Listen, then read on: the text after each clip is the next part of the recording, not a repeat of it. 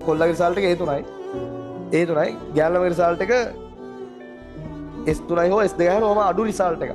Result ආපු දවසට පහුවදා කොල්ලා FA එක නවත්තනවා. අන්න කොල්ලෝ.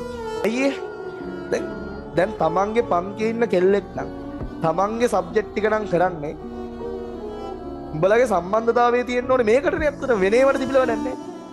මේකට තියෙන තමන් එක බෝඩ් එකලා ඉදිරියට යන්න පුළුවන්. තමන් එක බෝඩ් එකලා ඉදිරියට යන්න බෑ කියන එක මේකෙන් හොඳට පැහැදිලි වෙනවා. දැන් කෙල්ල අදක්ෂ වෙන්න පුළුවන්. අඩුමතර B2යි C එකක්වත් අඩුමතර මේ කැම්පස් යන්න පුළුවන් රිසල්ට් එක. දැන් නුවර එහෙම රිසල්ට් කියනවා. නුවරඑළිය එදා දිස්ත්‍රික් 25 වෙල මට කතා කරා රිසල්ට් එක B C C. අයිලන්ඩ් පළවෙනි 14 කැම්පස්. එතකොට ඔයාලට B එකයි C දෙකක් ගන්න බැරි කමක් නැහැ නේ. C දෙකක් කියන ලකුණු කීය. එතකොට දැන් මේ තුනක් ගන්න පුළුවන් කොල්ලෙකුට කොල්ලෙක් මෙහෙම වැඩ කරද්දි කෙල්ලෙක් එහෙම ඉන්නවා නම් ඒක දැනගන්න ඕනේ උගෙන් උදව්වක් ඉල්ල ගන්න. වෙනේවට නෙවෙයි මේවට. හරි මේවට. සහ කොල්ලා එහෙම වැඩ කරනවා නම් කෙල්ලටත් පුළුවන් වෙන්න ඕනේ ඒ ගන්න වැඩ කරන්න. දැන් කොල්ලා රෑ එළිය වැටෙන වැඩ කරන වෙලාව කෙල්ල හොඳට නිදා ගන්නවා. ඔයා පාඩම් කරලා මම නිදා ගන්න. යකෝ කවදා හරි දවස් සමන්න වෙන්නේ ඒකනේ. ඒ කොල්ලට තේරෙන්න ඕනේ. උඹ කවදා හරි දවසක ජීවිතේ ගේමක් ගන්න මහන්සි වෙනවා. රෑ එළිය වෙනවා වැඩ කරනවා. සමහර දවල් තිස්සේ වැඩ කරනවා. කෙල්ල ගෙදරට එලා නිදා ගන්නවා.